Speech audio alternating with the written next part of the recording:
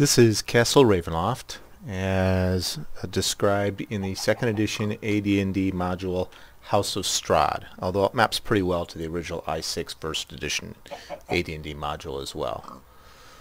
Done in Minecraft SMP single survival multiplayer. One of the things I did was I made the exterior all have oversized oak trees because I thought it lent to the sort of spooky atmosphere of Ravenloft. As we approach the castle, you can see the two towers that guard the drawbridge. And like everything in the castle, this is as to scale as I could possibly make it, where the 10-foot increments are mapped to 3 1-meter squares or cubes. Now we're going through the wall and entering the courtyard. And there's the castle itself. And on either side of the courtyard are the two drawbridge rooms. These are described as being filled with machinery. Obviously I can't fill them with machinery. And there were no paths or anything described in the original module, so I kind of incorporated my own. As we come around here to the left, this iron gate and the one on the other side were described as being rusted in place and you couldn't go through them, but that wasn't any fun, so I actually made a door so I could get through there. And this is the back side of the courtyard. That's the chapel area in there. And in here is the stables. So we have some horse stalls. And you can see the twin big towers. And we can look through the windows from the outside. We'll be looking inside them shortly. And that would be Area 1 on the map. And those gates were 2. This is considered to be Area 5. And Area 5, there's a sad little flower garden. And then there's a balcony in Area 6 here, which is described as the overlook. It was supposed to overlook the whole valley. Obviously there wasn't enough depth for me to do that, so I just created it just above the ground level, sea level. As we go through the other side, you'll see it's pretty much the same as this one.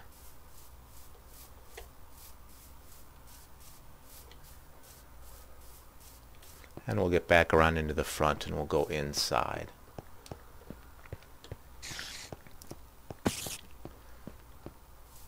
And this is an accurate depiction of how large the courtyard was. So this is actually pretty massive. As we approach the main gates, I added this little note for people who would visit, because even though I tried to light it as well as possible, there must be some dark spaces that mobs can still appear. So we may actually fight someone when we're in here. I hope not. I created the bulk of the castle prior to the inclusion of different colored woods. When those were added, I kind of put this nice little pattern in the front. It really has nothing to do with the castle, but I just kind of liked it. It's one of the few places where you'll see the other colored woods. So this is the first floor. You'll have to pardon me as I move through the various books and maps so that I can get you the right numbers of things. But this we just came from room 7, the vestibule there, and we are now in the entry, room 8, which is called the Great Entry. And we'll move on to 9 here, which is considered to be the guest hall. Doesn't really look like much of a hall, but you can see there's an alcove there and stairs that lead, circular stairs that lead both up and down. In through here was one of the rooms with a major encounter in the original story. This would be room 10, which is the dining hall. And that big white thing at the end is supposed to be the organ that the Strahd mannequin is playing at. And there's a secret door just behind it, which leads to one of the overlooks of the front door and front gate, which you can see over there. and curves around to this tower and then back to a narrow stair that goes both up and down. So this hallway would be hallway 13, that tower would be 12, and this staircase is number 64. And just going backwards because I want to do the whole first floor first. This little room is 11.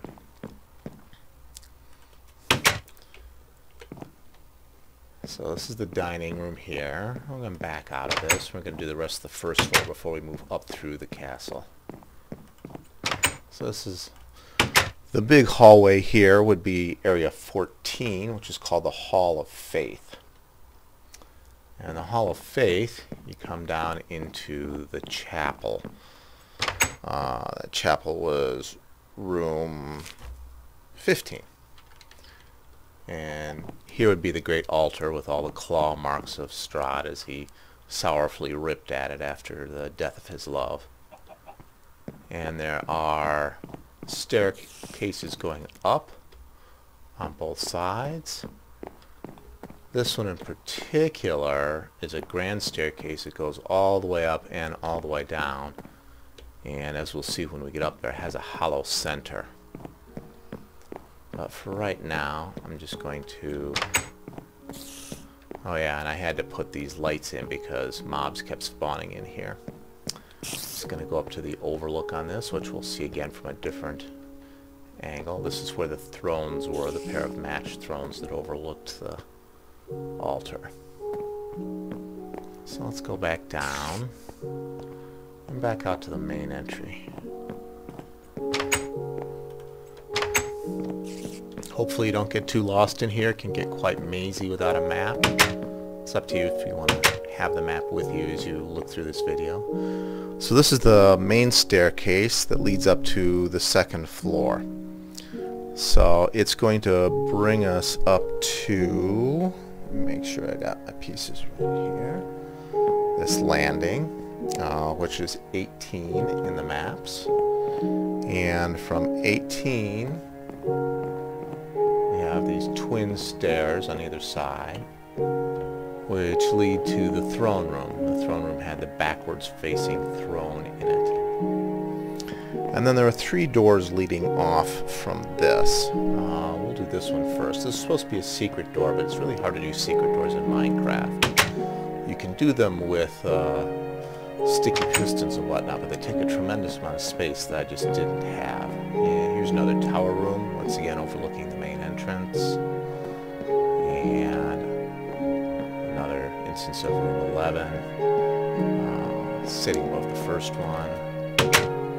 Oh yeah, and that's the staircase 64 that comes up that same side. Now if we come over here, this leads into room 30. So room 30, flipping pages. Here's called the Office of the King's Accountant. So he's got a little table and chairs there. He's got a little access to one of the stairwells here.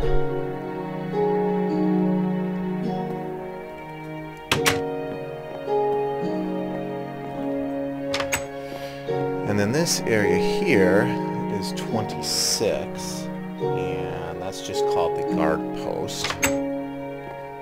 So it's a little adjoining hall here. And this hallway here is number 27, also known as the Hall of Grace, and it ultimately leads to the place that we've already been before, which is the balcony that overlooks the chapel. Off to the side in the Hall of Grace was a secret door, not so secret in this, which led to the great chute trap that fell from the ceiling all the way down into the basement. Obviously I couldn't do the actual elevator in there.